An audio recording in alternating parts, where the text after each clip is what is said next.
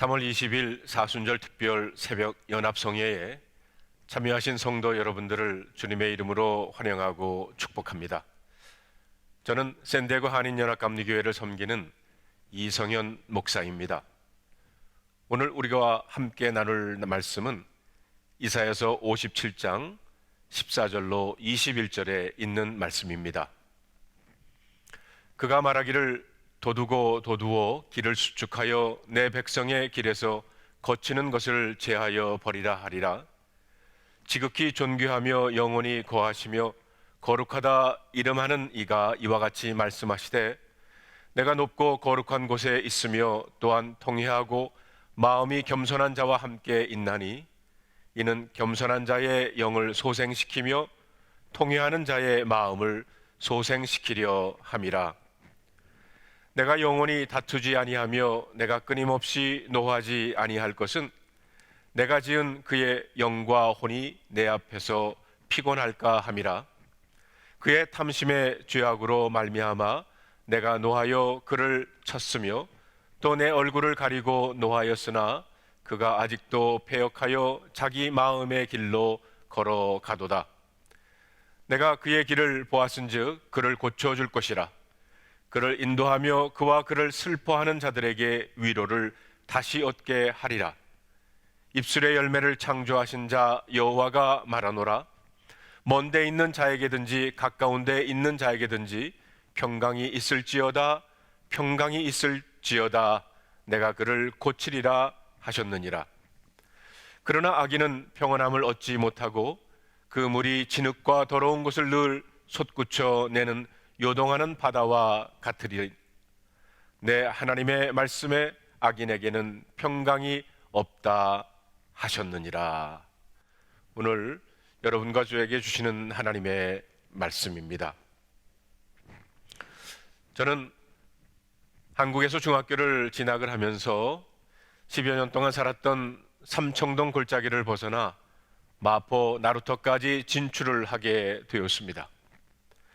마포로 진출하던 첫날 삼청동에서만 살다가 그 먼 마포 종점까지 혹시 버스를 잘못 탄 것은 아닌가 걱정하며 손에 땀을 쥐고 가던 것이 생각이 납니다. 삼청동에서 마포를 가려면 30분을 걸어서 청와대를 가로질러 효자동에 오면 135번 일반 버스가 있습니다. 콩나무시루 같은 버스를 타면 남양동으로 한참 돌아서 1시간 넘어야 마포에 도착을 합니다. 그런데 하루는 늦게 일어나 도저히 효자동까지 걸어갈 시간이 없어서 거금을 들여 삼청동에서 104번 좌석버스를 타고 광화문까지 가서 87번 좌석버스로 갈아타면 서대문으로 해서 돌아가지 않고 곧바로 마포로 가게 됩니다. 그런데 처음 타보는 좌석버스였고 갈아타는 것이 무척 걱정이 되었던 것이 지금도 기억이 납니다. 이렇게 우리들은 처음 가보는 길이기에 걱정과 불안해할 때가 있습니다. 아메리칸 주림을 이루기 위해 태평양을 건넜을 때 우리들은 얼마나 불안했습니까? 물론 이곳에 와서 무엇을 해야 할지 알고 오신 분들은 혹은 미국에 먼저 온 친척이 있는 분들은 좀 나을지는 모르지만 무작정 아무런 계획이나 준비 없이 오신 분들은 얼마나 불안하셨나요? 아니 어떻게 보면 계획을 가지고 온 사람이나 무작정 오신 사람이나 사실 50보 100보입니다.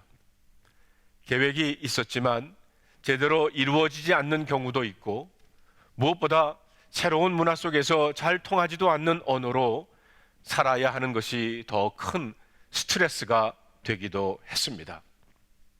이렇게 한 번도 가보지 않은 길에 대한 불안과 걱정은 누구에게나 있다는 것입니다.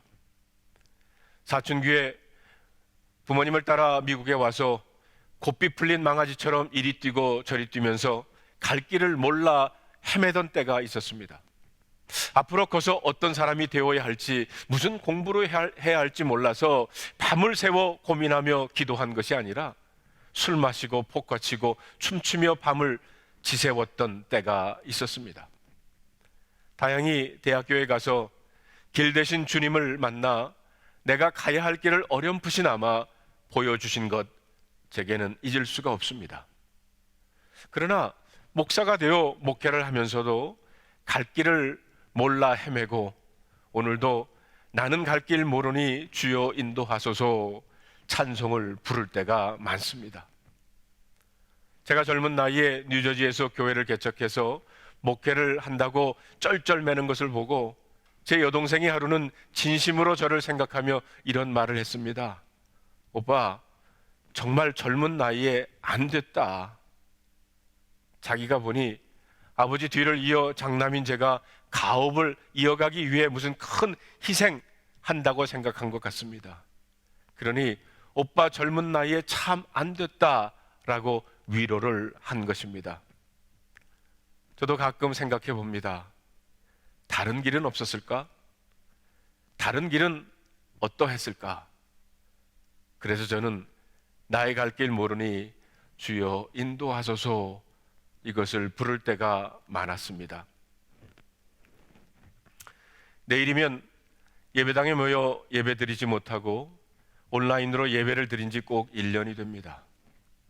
저는 지난 1년 동안 교회와 목회에 대해 어떻게 해야 할지 몰라 많은 질문을 할 수밖에는 없었습니다. 예배는 어떻게 드려야 하나? 이렇게 드려도 괜찮은 건가? 성경 공부와 기도회는 어떻게 하나? 성도의 교제 친교는 어떻게 하나? 사역은 어떻게 하나? 헌금은 어떻게 드려야 하나? 목장은 어떻게 모여야 하나? 오늘 본문을 통해 하나님께서는 갈 길을 몰라 방황하고 있는 이스라엘 백성들에게 예루살렘으로 돌아올 것이라는 소망을 선포하시고 계십니다. 그리고 돌아오는 길을 하나님께서 준비해 주시겠다고 하십니다. 거침돌을 제하여 주시고 상처난 마음을 고쳐주시고 회복시켜 주시겠다고 하십니다. 그리고 화평을 주시겠다고 약속을 하십니다. 요한복음 14장에 보면 예수님께서 제자들과 유월절 만찬을 드신 후에 제자들에게 예수님께서 떠나신다는 말씀을 하시자 불안해하며 도마가 묻습니다. 주님, 우리는 주께서 어디로 가시는지 알지 못하는데 어떻게 그 길을 알겠습니까? 그러자 예수님께서 이렇게 대답을 하십니다. 내가 곧 길이요 진리요 생명이다. 예수님께서 길이라고 하셨습니다. 그러하기에 주 예수님과 함께 걸으면 그것이 바로 길이라는 것입니다. 그래서 오늘 본문 15절에서는 존귀하시고 거룩하신 하나님께서 겸손하고 통회하는 자들과 함께 하시겠다고 하셨습니다. 길 되신 분과 함께 가는 것이기에 앞날에 어떻게 될까 걱정하고 계산할 것이 없다는 것입니다. 저는 동부에서 이곳 서부로 이사 와서 제일 헷갈렸던 것이 프리웨이를 운전하면서 동쪽과 서쪽의 사인이었습니다. 동부에서는 동쪽이 바다 쪽이고 서쪽이 대륙 방향인데, 그런데 서부에 와 보니까 정반대입니다. 여기는 동쪽이 대륙 방향이고 인랜드고 서쪽이 바다 방향이었습니다. 그래서 몇 번이고 웨스트 사인이 나오면 감으로 인랜드 방향으로 갈 때가 종종 있었습니다. 이것이 적응하는 데 꽤 오랜 시간이 걸렸어요. 그런데 요즘은 예쁜 목소리를 가진 넵이라는 여자를 따라만 가면 됩니다. 오른쪽으로 가라 하면 오른쪽으로 핸들을 돌리고 왼쪽으로 가라 하면 왼쪽으로 가면 됩니다. 이 아가씨도 가끔 왔다 갔다 할 때가 있어요. 그렇지만 그래도 갑니다. 이 여자는 제가 잘못 가도 한 번도 신경질을 내거나 짜증내는 적이 없어요. 혹시 제가 잘못된 길로 가면 궤도가 이탈되었습니다. 그리고는 다시 가야 할 길을 보여줍니다. 끝까지 내가 갈 길을 인도해 줍니다. 성도 여러분, 이 여자도 내가 갈 길을 끝까지 화내지 않고 인내하며 인도해 주려고 애를 쓰는데, 얼굴도 한 번 보지 못한 여자를 우리가 믿는데 하나님을 왜 못 믿겠습니까? 지난 저희 삶 가운데 길을 잃고 헤매거나 갈림길에서 어느 길을 택하여 하나 고민하고 있을 때마다 하나님께서는 사람을 통해 혹은 사건을 통해 말씀을 통해서 제게 갈 길을 보여주셨습니다. 성도 여러분, 지나고 되돌아보니 하나님이 보여주신 길이 옳았고 하나님이 인도해 주신 것이 길이 맞았고, 그래서 이제는 믿는 것이 아니라 압니다. 길을 아는 것이 아니라 예수님을 쫓아가면 옳다는 것을 우리는 압니다. 그러하기에 이런 찬송이 있죠. 나의 갈 길 다 가도록 예수 인도하시니 어려운 영을 당할 때도 족한 은혜 주시네. 나는 심히 고단하고 영혼 매우 가라나 나의 앞에 반석에서 샘물 나게 하시네. 저는 특별히 이 구절이 좋습니다. 어려운 일 당할 때도 족한 은혜 주시네. 나는 심히 고단하고 영혼 매우 가라지만 나의 앞에 반석에서 샘물이 날 줄로 믿습니다. 왜냐하면 나의 길을 예수님께서 인도하시기 때문입니다. 이스라엘 백성들이 광야에 나와서 물이 없어 죽게 되었다고 울부짖을 때 물을 얻기 위해 땅을 파야 하는데 땅이 아니라 모두 돌입니다. 그러면 죽게 됩니다. 이스라엘 백성들 광야에서 물이 없어서 죽게 되었다고 울부짖던 것처럼 내 인생이 반석같이 물 한 군데 나오지 않는 메마른 광야와도 같습니다. 그런데 우리 주님께서 멀리 있는 것도 아니고 나의 앞에 반석에서 샘물 나게 하신다는 것입니다. 예수님께서 유월절 만찬, 최후의 만찬을 드시고는 제자들과 최초의 성만찬을 행하시고는 늘 기도하시는 겟셋마네 동산을 찾아가 기도하시는 장면이 있습니다. 그 기도의 내용을 보면 이렇습니다. 내 아버지여, 만일 할만하시거든 이 잔을 내게서 지나가게 하옵소서. 그러나 나의 원대로 마시옵고 아버지 원대로 하옵소서. 저는 이 기도를 이렇게 바꾸어 보고 싶습니다. 아버지, 만일 할 수만 있다면 이 길을 가지 않게 하옵소서. 그러나 아버지의 뜻이라면 제가 이 길을 가겠습니다. 그리고 예수님께서는 십자가를 지시기 위해 예루살렘 성으로 들어가는 길을 택하셨던 겁니다. 주님은 그 길의 끝에 어떤 것이 그를 기다리고 있는 줄 아셨습니다. 그러나 주님은 순종하는 믿음을 가지고 그 길을 택하셨습니다. 예수님은 하나님께서 그와 함께 하실 줄로 믿었습니다. 그 길이 당장 고통과 실패의 길 같았지만 결국은 하나님께 행복과 승리를 주실 줄로 믿었습니다. 주일학교에 다니는 2명의 어린 소녀가 있었답니다. 주일학교 선생님으로부터 예수님의 십자가의 이야기를 듣고 있었어요. 한 소녀가 그 이야기를 자세히 들으면서 두려워 떨기를 시작합니다. 십자가의 장면이 눈에 선명히 드러나면서 소녀는 두려워 울기를 시작했어요. 그러자 그 옆에 있던 소녀가 친구의 등을 두드리면서 하는 말이, 울지마 메리, 울지마. 이것은 하나님의 이야기야. 하나님의 이야기는 언제나 해피 엔딩이거든. 성도 여러분, 여러분과 제게 일어나고 있는 사건과 일들도 하나님의 이야기 중에 하나일 줄로 믿습니다.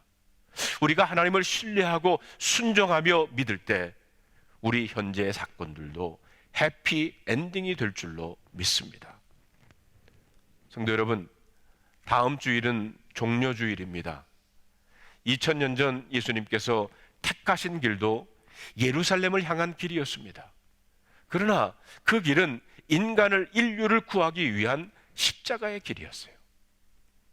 제대로 된 길을 찾는 것이 가장 중요합니다. 예수님이 바로 그 길이십니다. 천국으로 가는 길은 없습니다. 마찬가지로 이 세상에서 천국 같은 가정을 이루고 천국 백성이 누리는 축복을 누리는 다른 길도 없습니다. 길이요 진리요 생명이신 예수 그리스도 한 분이십니다. 죄인을 위해서 십자가에서 고난당하시고 죽으사 우리의 죄를 대속하신 예수 그리스도 뿐이십니다. 성도 여러분, 오늘은 춘분, 봄이 시작되는 날을 맞이하면서 정호성 씨의 봄길이라는 시를 함께 나누고 싶습니다. 길이 끝나는 곳에서도 길이 있다. 길이 끝나는 곳에서도 길이 되온 사람이 있다. 스스로 봄길이 되어 끝없이 걸어가는 사람이 있다. 강물이 흐르다가 멈추고 새들은 날아가 돌아오지 않고 하늘과 땅 사이의 모든 꽃잎은 흩어져도 보라, 사랑이 끝나는 곳에서도 사랑으로 남아있는 사람이 있다. 스스로 사랑이 되어 한없이 봄길을 걸어가는 있는 사람이 있다. 길이 끝나는 곳에서도 길이 되는 사람, 스스로 사랑이 되어 봄길을 걸어가고 있는 사람이 있다는 것입니다. 성도 여러분, 인류를 구원하시기 위해서 십자가의 길을 선택하신 길 되신 예수님이십니다. 코로나 팬데믹으로 앞길이 잘 보이지 않는 우리들을 그분께서 인도해 주시고 결국 불안한 우리들의 마음속에 평강이 임할지어다. 평강이 임할지어다.